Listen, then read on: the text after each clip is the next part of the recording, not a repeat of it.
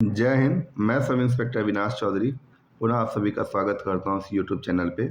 तो लुसेंट की जो सीरीज हम लोगों ने चला रखी है उसी के क्रम में हम मॉडर्न हिस्ट्री का पार्ट देख रहे हैं। नेक्स्ट पार्ट 1914 ईस्वी तक की घटनाओं को हमने देख लिया था। अब 1915 से लेके हम आगे बढ़ेंगे। 1915 से लेके आगे के टाइमलाइन में जो भी इम्पोर्टेंट घटनाएं हैं जो लुसेंट की किताब में है उसका जिक्र हम करेंगे, उसको याद करने का कोशिश करेंगे। ठीक है ना। उम्मीद करता हूँ इससे पहले वाले पार्ट आप लोगों ने देख लिया है, कुछ के नोट्स मैंने बनाए थे वो भी मैंने आपको दे दिया है। तो उम्मीद करता हूँ जब उसी प्रकार से आप नोट्स बनाओगे, उसी प्रकार से चीज़ों को जब लिखोगे तो आपको रिवीजन करने में कम से कम टाइम लगेगा। मैं जानता हूँ ये पार्ट बाय पार्ट आ रहा है तो आपको लग रहा होगा कि समय लग रहा है, लेकिन अगर आप रिवीजन इसको करोगे तो उतना ही कम समय आपको लगेगा। तो आगे की घटनाओं को हम लोग देख लें। अब 1915 से हम लोग चालू करते हैं। तो 1915 ईस्वी में अंग्रेज सरकार ने केसर हिंद की उपाधि से महात्मा गांधी को क्या करता है, सम्मानित करता है। यानी कि क्वेश्चन अगर आपको मिले कि महात्मा गांधी को केसर हिंद की उपाधि कब मिलती है तो 1915 ईस्वी में। किसके द्वारा? अंग्रेजी सरकार के द्वारा। ठीक है। कांग्रेस का लखनऊ अधिवेशन 1916 ईस्वी, बहुत ही इंपॉर्टेंट। 1916 ईस्वी का कांग्रेस का लखनऊ अधिवेशन। देखिए 1907 में क्या हो गया था, सूरत अधिवेशन। 1907 ईस्वी का सूरत अधिवेशन आपको याद होगा। कांग्रेस दो धाराओं में बढ़ जाती है। 1916 ईस्वी को याद देखिए, कांग्रेस के दोनों दलों में एकता हो गई। इसी अधिवेशन में मुस्लिम लीग ने भी कांग्रेस के साथ मिलकर एक संयुक्त समिति की स्थापना होती है। यानी कि फिर से सब क्या हो जाते हैं, मिल जाते हैं। बाल गंगाधर तिलक ने स्वशासन प्राप्ति हेतु 28 अप्रैल 1916 ईस्वी को पूना में होम रूल लीग की स्थापना। यहाँ से बहुत बार क्वेश्चन आया तो इसको भी ध्यान में रखेंगे। होम रूल लीग से जो है बहुत बार क्वेश्चन, क्योंकि होम रूल लीग जो है एक एनी बेसेंट भी बनाती है, बाल गंगाधर तिलक भी। ठीक है ना। इसको याद करने की कोशिश करेंगे। यानी बाल गंगाधर तिलक का नाम याद रखो। किस उद्देश्य से? स्वशासन प्राप्त करने के उद्देश्य से 28 अप्रैल 1916 ईस्वी को कहाँ पे, तो पूना में होम रूल लीग की स्थापना करते हैं। एनी बेसेंट का नाम याद रखिए, अप्रैल में हुआ था। उसके बाद यानी सितंबर 1916 ईस्वी में कहाँ पे, तो मद्रास में। ये कहाँ पे थे, तो पूना में। होम रूल लीग की स्थापना। जॉर्ज अरुंडेल को लीग का सचिव बनाया जाता है। तो जॉर्ज अरुंडेल को जो है लीग का क्या बना दिया जाता है, सचिव बना दिया जाता है। तो जब भी बात करेंगे तो होम रूल लीग को होम रूल लीग को जो है वो दो पार्ट में आप बांट दीजिए। एक बाल गंगाधर तिलक का, दूसरा एनी बेसेंट का। दूसरा किसका? एनी बेसेंट का।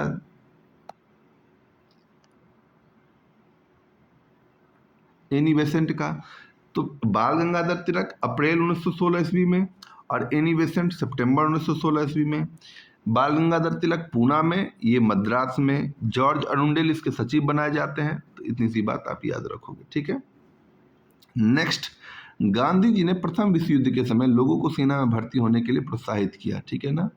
इसलिए लोग इन्हें भर्ती कराने वाले सार्जेंट कहने लगे। ठीक है ना। भर्ती कराने वाले सार्जेंट। तो यहाँ से भी क्वेश्चन पूछा गया है बहुत बार कि गांधी जी को भर्ती कराने वाला किसको भर्ती कराने वाला सार्जेंट कहा गया, ये स्टेटमेंट देखा गया। तो भाई वो कौन थे? गांधी जी थे। प्रथम विश्व युद्ध में ये प्रोत्साहित करते हैं कि भाई आप लोग अंग्रेजों का साथ दीजिए। तो यहाँ से जो है चीज़ें आती हैं। ठीक है।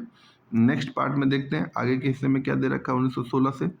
1916 की घटनाओं को अब समराइज करेंगे। देखो 1916 में लखनऊ पैक्ट होता है। ठीक है ना। 1916 में लखनऊ पैक्ट से हमने स्टार्ट किया था, आगे हम बढ़ते चले जा रहे हैं। 1916 ईस्वी में गांधी जी ने अहमदाबाद के करीब साबरमती आश्रम की स्थापना। तो साबरमती आश्रम की स्थापना भी 1916 ईस्वी में गांधी जी करते हैं। बिहार के एक किसान नेता कौन थे? राजकुमार शुक्ल ने गांधी जी को चंपारण आने को प्रेरित किया। चंपारण आंदोलन के इस सूत्रधार की 20 मई 1929 को 54 वर्ष की अवस्था में जो है मृत्यु हो जाती है। अंग्रेज अधिकारी एमन, जिससे शुक्ला जी, राजकुमार शुक्ल जो थे, वो 25 वर्षों तक लड़ते रहे। उनके श्राद्ध क्रम के लिए 300 रुपये भेजा उन्होंने और कहा कि वो चंपारण का इकलौता मर्द था। तो यहाँ बिहार के एग्जाम के पॉइंट ऑफ व्यू से भी इम्पोर्टेंट हो जाता है और ये भी क्वेश्चन पूछा जा सकता है कि चंपारण जाने के लिए किसने गांधी जी को जो है प्रेरित किया तो राजकुमार शुक्ल थे। ये मिले थे लखनऊ अधिवेशन में, गांधी जी से जो है मिले थे। वहीं पर उन्होंने गांधी जी को चंपारण की समस्याओं के बारे में अवगत कराया था और उन्हें बोला था कि आपको वहाँ जाकर देखना चाहिए कि वहाँ की समस्याएं क्या है और उसको जोर शोर से उठाना चाहिए। ठीक है ना। नेक्स्ट आगे बढ़ते हैं। लुसेंट को देखते हैं। अब देखो 1916 से हम आगे बढ़े तो 1917 आ गया। अब 1917 को समझ लो एक बार।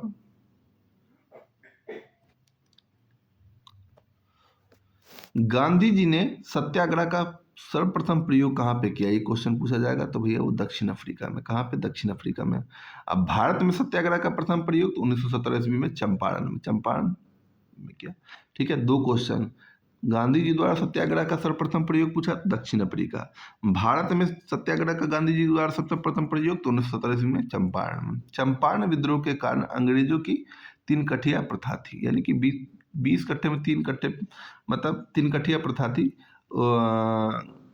इसके बारे में भी देखेंगे, डिटेल में देखते हैं। अभी ये था कि नील की खेती करनी होती थी। नील की खेती में क्या होता था कि जमीन जल्दी बंजर हो जाता था और अंग्रेजों ने बता दिया कि 3 कट्ठे पे जो है आपको मैंडेटरी है कि आपको नील की खेती करनी ही पड़ेगी। तो धीरे धीरे वो भी सबसे उपजाऊ जो भूमि है उस पे, ऐसा भी नहीं था कि जो बर्बाद 3 कट्ठे है उसी पे बार बार करो, ऐसा नहीं था। आपकी सबसे उपजाऊ भूमि जो होती थी उस पे जो है 3 कट्ठे पे आपको मैंडेटरी कर दिया गया था कि नील की खेती करनी होगी, और यही समस्या वहाँ पे बनती जा रही थी। बेसेंट, एनी बेसेंट की बात करें तो 20 अगस्त 1917 ईस्वी को होम रूल लीग को वो क्या कर देती है, समाप्त कर देती है। अब होम रूल लीग की जैसे जिक्र आया तो आप याद करने की कोशिश करो। 1916 ईस्वी में होम रूल लीग की स्थापना 2 व्यक्ति द्वारा किया जाता है। एक बाल गंगाधर तिलक, कहाँ पे? पूना में। ठीक है, अप्रैल 1916 ईस्वी में। एनी बेसेंट कहाँ करती है? मद्रास में, सितंबर 1916 ईस्वी में। जॉर्ज अरुंडेल को क्या बनाती है? अध्यक्ष बनाती है। ठीक है ना। तो ये चीज़ें याद रखोगे। तो जो उन्होंने बनाया था उसको 20 अगस्त 1917 ईस्वी को, यानी 1 वर्ष बाद उसको क्या कर देती है? समाप्त कर देती है। अब आता है 1918 ईस्वी में महात्मा गांधी ने अहमदाबाद टेक्सटाइल लेबर एसोसिएशन की स्थापना की। महात्मा गांधी के द्वारा ये अहमदाबाद टेक्सटाइल लेबर एसोसिएशन की स्थापना की जाती है। उस समय की सबसे बड़ी ट्रेड यूनियन थी ये, यानी उस टाइम की सबसे बड़ी ट्रेड यूनियन थी। गांधी जी ने ट्रस्टशिप का सिद्धांत यहीं पे दिया। इसमें उन्होंने बताया कि जो पूंजीपति हैं मजदूरों की हितों की रक्षा करने वाले ट्रस्टी हैं। ठीक है ना, तो ये बातें याद रखें। 31 अक्टूबर 1920 ईस्वी को NM जोशी ने ऑल इंडिया ट्रेड यूनियन की स्थापना की। इसके प्रथम अध्यक्ष लाला लाजपत राय थे। तो ऑल इंडिया ट्रेड यूनियन की स्थापना 31 अक्टूबर 1920 ईस्वी को होती है। NM जोशी के द्वारा की जाती है। इसके प्रथम अध्यक्ष कौन थे? तो लाला लाजपत राय। तो ऑल इंडिया ट्रेड यूनियन की स्थापना किसने की? NM जोशी ने। कब की? 31 अक्टूबर 1920 ईस्वी को। इसके प्रथम अध्यक्ष कौन थे? लाला लाजपत राय। ठीक है। महात्मा गांधी ने पहली बार भूख हड़ताल, अहमदाबाद मिल मजदूरों की हड़ताल 1918 ईस्वी के समर्थन में किया। तो महात्मा गांधी जी द्वारा प्रथम सत्याग्रह दक्षिण अफ्रीका में। भारत में कहाँ? चंपारण में। पहली बार भूख हड़ताल कहाँ पे? तो अहमदाबाद में। कहाँ पे? अहमदाबाद मिल मजदूरों के हड़ताल में उन्होंने किया। गांधी जी ने 1918 ईस्वी में गुजरात के खेड़ा जिले में भी कर नहीं आंदोलन चलाया। एक आंदोलन चलाया जिसका नाम था कर नहीं आंदोलन, यानी नो टैक्स। ठीक है ना। तो 1918 कितना इंपॉर्टेंट हो जाता है, 1917 कितना इंपॉर्टेंट हो जाता है, 1916 कितना इंपॉर्टेंट हो जाता है, इस चीज को हमने देख लिया। ठीक है, अब हम आगे बढ़ते हैं। अब आते हैं 1919, और 1919 से इतनी बार क्वेश्चन आया है कि आप खुद जानते होगे, अगर आप तैयारी वैयारी कर रहे होगे तो यहाँ से बहुत बार क्वेश्चन आया। ठीक है, आइए 19 मार्च 1919, यानी 19 19 19 3 बार है, ये याद रखना। 19 मार्च 1919 को रॉलेट एक्ट लागू किया जाता है। इसके अनुसार किसी भी संदेहास्पद, यानी जिस पे भी संदेह हो व्यक्ति को बिना कोई मुकदमा चलाए गिरफ्तार किया जा सकता है। ऐसा कानून अंग्रेज लेके आते हैं रॉलेट एक्ट के नाम से। उसमें कहा जाता है जिस पे हमको डाउट होगा मैं उसको गिरफ्तार कर लूंगा बिना कोई मुकदमा चलाए, परंतु इसके विरुद्ध ना कोई अपील हो सकता है, ना कोई अब दलील दे सकते हैं, ना ही कोई वकील कर सकते हैं। तो ना कोई अपील, ना कोई दलील, ना कोई वकील। किससे संबंधित? रॉलेट एक्ट से। कब पारित हुआ? 19 मार्च 1919 को लागू किया जाता है। गांधी जी ने इस कानून का विरोध किया। उन्होंने बोला नहीं, ये कानून तो नहीं चलेगा। 6 अप्रैल 1919 ईस्वी को देशव्यापी हड़ताल, पूरे देश में हड़ताल कर देते हैं। 19 मार्च को ये लागू होता है और 6 अप्रैल 1919 ईस्वी को जो है पूरे भारत में हड़ताल की घोषणा गांधी जी के द्वारा किया जाता है। 13 मार्च, अब देखिए 13 अप्रैल को, 6 अप्रैल को चालू होता है और 7 दिन बाद यानी एक सप्ताह ही यह हड़ताल चलता है कि 13 अप्रैल 1919 ईस्वी को एक घटना हो जाती है अमृतसर में। कहाँ पे? अमृतसर में, जिसको आप जलियांवाला बाग हत्याकांड के नाम से हम लोग जानते हैं। वहां पे क्या होता है कि रॉलेट एक्ट कानून के तहत जो है डॉक्टर सतपाल और सैफुद्दीन किचलू की गिरफ्तारी कर ली जाती है।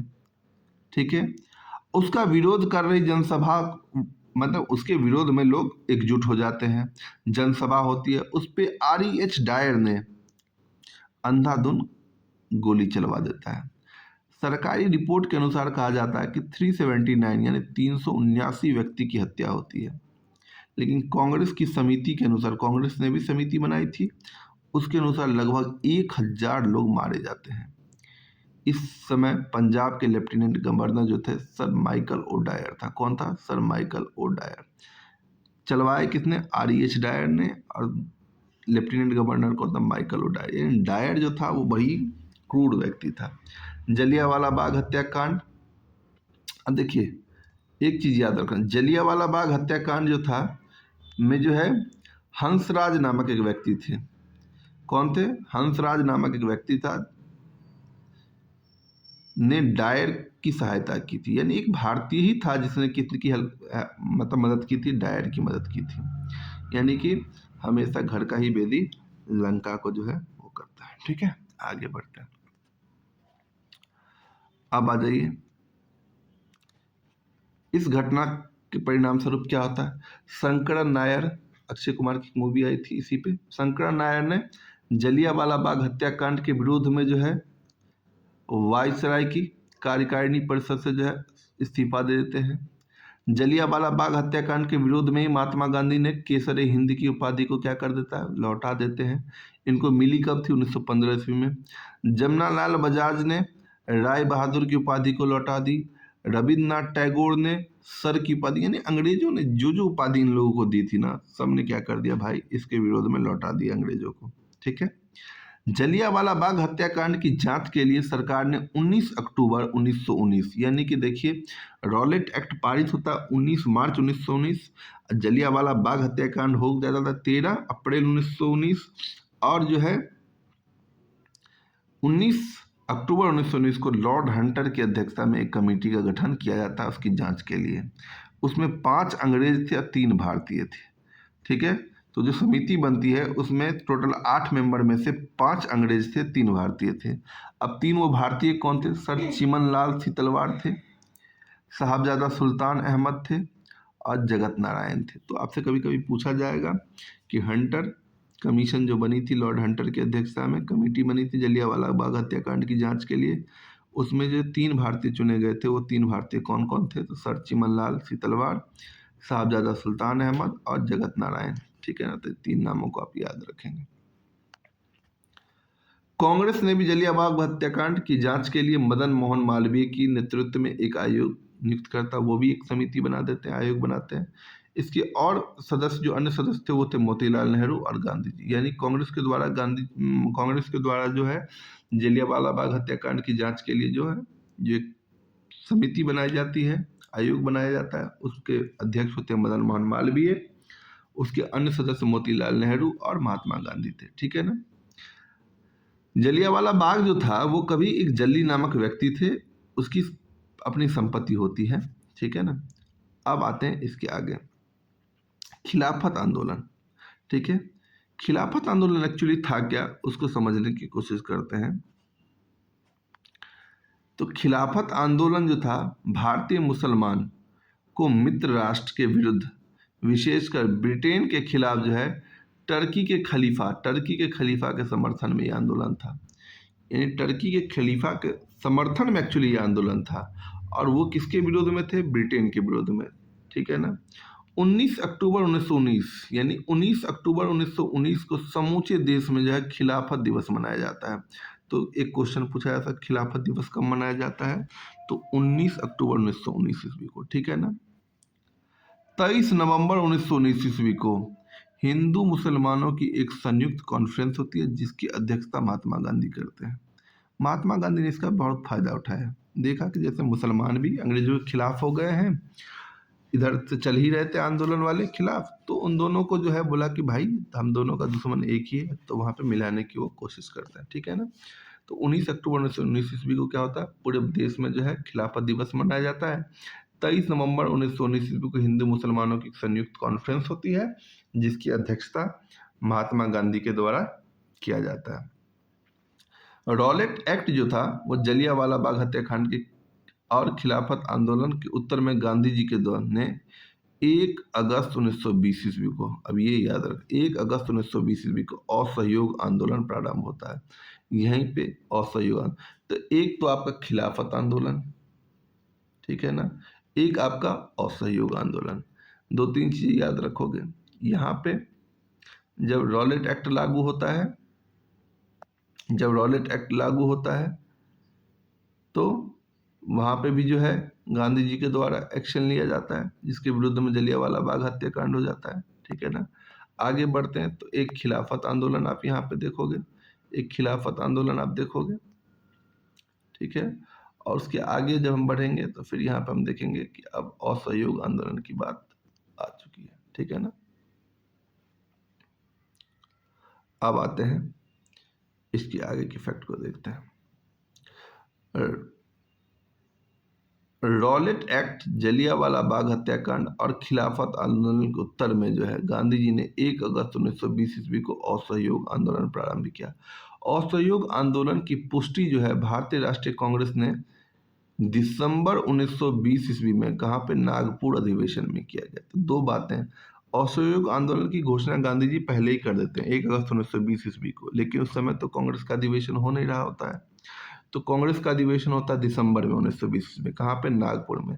तो भारतीय राष्ट्रीय कांग्रेस के द्वारा उसकी जो है घोषणा की जो है पुष्टि की जाती है कब, दिसंबर 1920 ईस्वी में, नागपुर अधिवेशन में। यहाँ से क्वेश्चन आया है तो एक बार आप जरूर देख लोगे।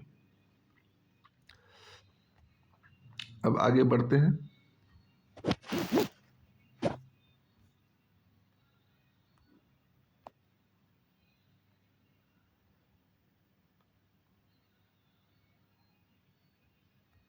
ठीक है,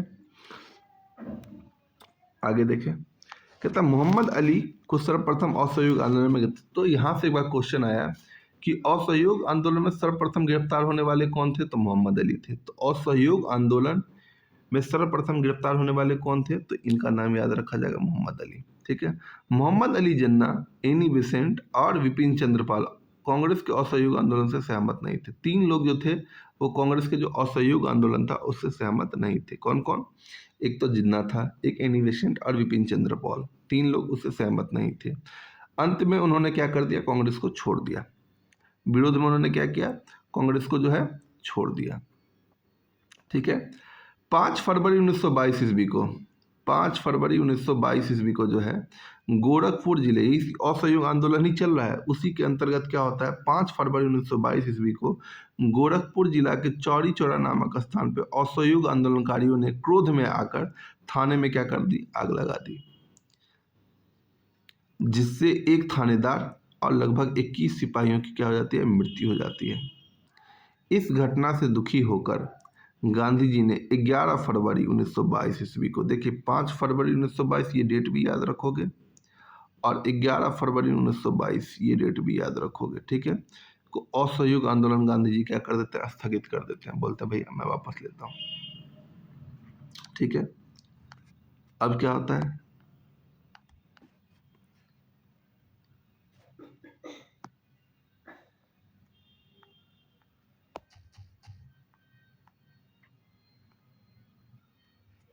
अब क्या होता है, 13 मार्च 1922 ईस्वी को, 13 मार्च 1922 ईस्वी को गांधी जी को क्या कर लिया जाता है, गिरफ्तार कर 6 वर्ष कड़ी कारावास की सजा सुनाई जाती है।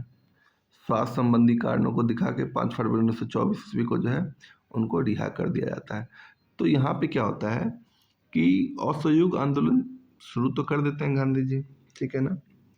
उसी में क्या होता है 5 फरवरी 1922 को जो है कुछ आंदोलनकारी क्या करते हैं, एक थाने में आग लगा देते हैं, जिसमें एक थानेदार और लगभग 21 सिपाहियों की मृत्यु हो जाती है। गांधी जी जो है हिंसा के खिलाफ रहते हैं, तो उन्होंने क्या कर दिया, 11 फरवरी को इस आंदोलन को स्थगित कर दिया, बोला कि मैं इस आंदोलन को वापस लेता हूँ, ठीक है। 13 मार्च को क्या होता है, गांधी जी को गिरफ्तार कर लिया जाता है और उनको 6 वर्ष की कड़ी कारावास की सजा सुना दी जाती है और जेल में बंद कर दिया जाता है। लगभग 2 वर्ष जो है जेल में रहते हैं, फिर स्वास्थ्य संबंधी कारणों को दिखाकर 5 फरवरी 1924 ईस्वी को उनको रिहा कर दिया जाता है। अब 1922-23 में 2-3 चीज़ें और होती है जिसके बारे में आप लोग देख लो। 1922 ईस्वी में जो है मेवाड़ भील आंदोलन का नेता मोतीलाल तेजावत था, तो यहाँ से एक फैक्ट याद रख लें। 1923 ईस्वी में देख लीजिए, इलाहाबाद में चित्तरंजन दास और मोतीलाल नेहरू ने कांग्रेस के अंतर्गत ही, कांग्रेस के अंदर ही स्वराज पार्टी का गठन कर देते हैं। कौन कौन? मोतीलाल नेहरू और चित्तरंजन दास। महात्मा गांधी सिर्फ एक बार कांग्रेस के बेलगांव अधिवेशन 1924 में इसके अध्यक्ष, तो कांग्रेस के जितने भी अधिवेशन हुए उसमें महात्मा गांधी सिर्फ एक बार जो है इसके अध्यक्ष रहे, वो भी बेलगांव अधिवेशन 1924 में। सचिंद्र सन्याल 1924 में कानपुर में हिंदुस्तान रिपब्लिक एसोसिएशन की स्थापना करते हैं, तो यहाँ से क्वेश्चन डायरेक्ट बनेगा। तो हिंदुस्तान रिपब्लिक एसोसिएशन की स्थापना कौन करते हैं? सचिंद्र सन्याल। कब करते हैं? 1924 ईस्वी में। तो क्वेश्चन यहाँ से डायरेक्ट बनेगा, हिंदुस्तान रिपब्लिक एसोसिएशन की स्थापना किसने करी? 1924 ईस्वी में सचिंद्र सन्याल ने करी थी। कहाँ पे? तो भाई कानपुर, ठीक है। नेक्स्ट आगे बढ़िए, भगत सिंह पे आते हैं। भगत सिंह ने 1928 ईस्वी में दिल्ली के फिरोज शाह कोटला में हिंदुस्तान सोशलिस्ट रिपब्लिक एसोसिएशन, एक था हिंदुस्तान रिपब्लिक एसोसिएशन और एक है हिंदुस्तान सोशलिस्ट रिपब्लिक एसोसिएशन। जैसे ही सोशलिस्ट जुड़ जाए तो भगत सिंह मार दीजिएगा, अगर नहीं है तो सचिंद्र सन्याल मारिएगा। हिंदुस्तान सोशलिस्ट रिपब्लिक एसोसिएशन की स्थापना 1928 में होती है। हिंदुस्तान रिपब्लिक एसोसिएशन की स्थापना 1924 में होती है। हिंदुस्तान सोशलिस्ट रिपब्लिक एसोसिएशन की स्थापना जो है भगत सिंह के द्वारा 1928 ईस्वी में दिल्ली के फिरोज शाह कोटला में की जाती है। हिंदुस्तान रिपब्लिक एसोसिएशन की स्थापना कानपुर में 1924 ईस्वी में सचिंद्र सन्याल के द्वारा की जाती है। तो दोनों में जो अंतर है उसको साफ साफ आप समझ सकते हो, ठीक है ना। आगे बढ़ें, चलिए आगे बढ़ते हैं। अब आगे बढ़ के देख लेते हैं आगे बढ़ के क्या होता है। देख लो भैया, 9 अगस्त 1925 ईस्वी को 10 व्यक्तियों ने सहारनपुर से लखनऊ आ रही 8 डाउन ट्रेन, ट्रेन का भी नाम याद रखें, 8 डाउन ट्रेन के रेल विभाग का खजाना जो है कहाँ पे? काकोरी नामक स्थान पर लूटने का, इसी को जो हम काकोरी कांड कहते हैं। तो काकोरी कांड जब भी याद आए तो 1925 की घटना है। काकोरी कांड कब की घटना है? 1925 की घटना है, ठीक है ना। 9 अगस्त 1925 ईस्वी को सरकारी खजाना लूटने का विचार किसके मन में आया था? राम प्रसाद बिस्मिल। देखिए, राम प्रसाद बिस्मिल का था। इसमें राम प्रसाद बिस्मिल, राजेंद्र लहरी, रोशन सिंह, अशफाक उल्लाह खान को दिसंबर 1927 ईस्वी में क्या कर दी जाती है? फांसी दे दी जाती है।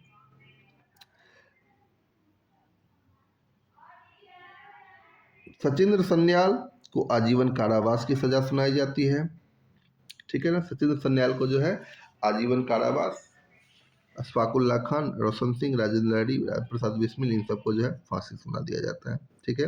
काकोरी कांड की घटना जब भी याद आए, 9 अगस्त 1925 ईस्वी में सहारनपुर से लेके लखनऊ की तरफ जा रही 8 डाउन ट्रेन की कार, मतलब रेलवे खजाने जो होते हैं वो लूटे जाते हैं। उसका विचार जो है राम प्रसाद बिस्मिल के मन में आया था।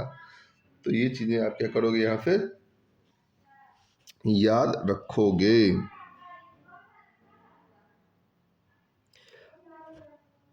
यहाँ से देखिए, यहाँ से इंपॉर्टेंट, यहाँ से क्वेश्चन आया। राम प्रसाद बिस्मिल यह कहते हुए कि मैं राज्य के पतन की इच्छा रखता हूँ, मैं राज्य के पतन की इच्छा करता हूँ, फांसी पर लटक गए। तो भाई कौन से ऐसा क्रांतिकारी था जो ये कहते हुए फांसी पर लटक जाते हैं कि मैं राज्य के पतन की इच्छा करता हूँ?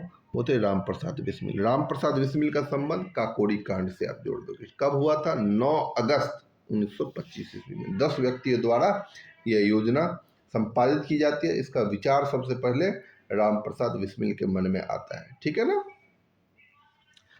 अब यहाँ पे देखो एक फैक्ट और देखो, संभवतः कहते हैं कि अशफाकुल्ला खान जो थे पहले क्रांतिकारी मुसलमान थे जो देश की स्वतंत्रता के लिए फांसी के तख्ते पर लटके थे। स्त्रियों ने भी स्वयं अपने अधिकारों के लिए आंदोलन करने का उद्देश्य 1926 ईस्वी में अखिल भारतीय महिला संघ स्थापित होती है। तो अखिल भारतीय महिला संघ की स्थापना कब होती है? 1926 ईस्वी में। तो फैक्ट याद रखोगे, अखिल भारतीय महिला संघ की स्थापना कब होती है? 1926 ईस्वी में। ठीक है। साइमन कमीशन 1928 ईस्वी, देखिए 1928 ईस्वी तक हम पहुंच गए हैं। साइमन कमीशन 3 फरवरी 1928 ईस्वी को भारत आया। इसे व्हाइट मैन कमीशन कहा जाने लगा क्योंकि सारे मेंबर इसके क्या थे? अंग्रेज थे। 3 फरवरी 1928 ईस्वी को क्या आता है? भारत आता है। नेहरू रिपोर्ट को अंतिम रूप से अगस्त 1928 ईस्वी में आयोजित सर्वदलीय सम्मेलन में स्वीकार किया जाता है। इस सम्मेलन की अध्यक्षता कौन कर रहे थे? डॉक्टर अंसारी कर रहे होते हैं। 30 अक्टूबर 1928 ईस्वी को लाहौर में साइमन कमीशन का विरोध प्रदर्शन होता है। साइमन कमीशन के विरुद्ध में जो है प्रदर्शन करते हैं। पुलिस के द्वारा लाठीचार्ज होता है। लाला लाजपत राय को के सर पे लाठी लगती है। इसके बाद उनकी क्या हो जाती है? मृत्यु होती है 30 अक्टूबर 1928 ईस्वी को। ठीक है। साइमन कमीशन का बहिष्कार न करने वाले 2 दल थे, एक था जस्टिस पार्टी, एक था पंजाब यूनियनिस्ट पार्टी। तो साइमन कमीशन का विरोध किस किसने नहीं किया था? एक था जस्टिस पार्टी, एक पंजाब यूनियनिस्ट पार्टी ने उसका विरोध नहीं किया था। तो फिर आगे बढ़ो, आगे बढ़ते हैं, आगे बढ़ो तो भैया देखो क्या है, आगे बढ़ते हैं। कहते हैं कि भगत सिंह के नेतृत्व में पंजाब में क्रांतिकारियों को 17 दिसंबर 1928 को लाहौर के तत्कालीन सहायक पुलिस कप्तान सैंडर्स को गोली मार के 17 दिसंबर 1928 ईस्वी को भगत सिंह के नेतृत्व में जो है सैंडर्स को जो है पुलिस के कप्तान होते हैं उनको क्या कर दिया जाता है? गोली मार दिया जाता है। ठीक है। तो ये घटना आप याद रखोगे। तो 1928 ईस्वी को ऑलमोस्ट हमने कंप्लीट कर लिया है। अब जो है आगे 1929 से लेकर 1947 तक हमको जाना है। तो लगभग जो है 17 और 18 वर्ष की घटनाएं हमको और पढ़नी है। तो अगले पार्ट में जो इसको ख़त्म कर दिया जाएगा। तो ये 2 पार्ट जो है आप लोग का समग्र पहुंच जाएगा। तो उसका आनंद उठाइए और एक बार जिस तरह से मैं पढ़ता जा रहा हूँ एक बार आप उसको सुनते जाएंगे।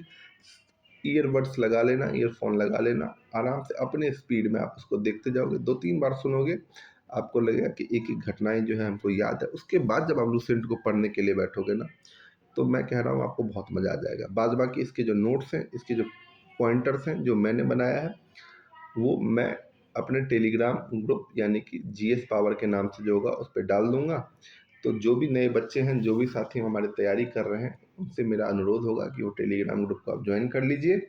वहाँ पे जो है मैं डाल देता हूँ। साथ ही साथ कोशिश मैं कर रहा हूँ कि होमवर्क सीरीज चलाएंगे। जो भी चीज़ें पढ़ाई जाएगी उससे लगभग 50 क्वेश्चन आप लोग को दिया जाएगा। 50 क्वेश्चन आपसे पूछे जाएंगे। ठीक है। उसका जवाब आप लोग को देना है। ठीक है।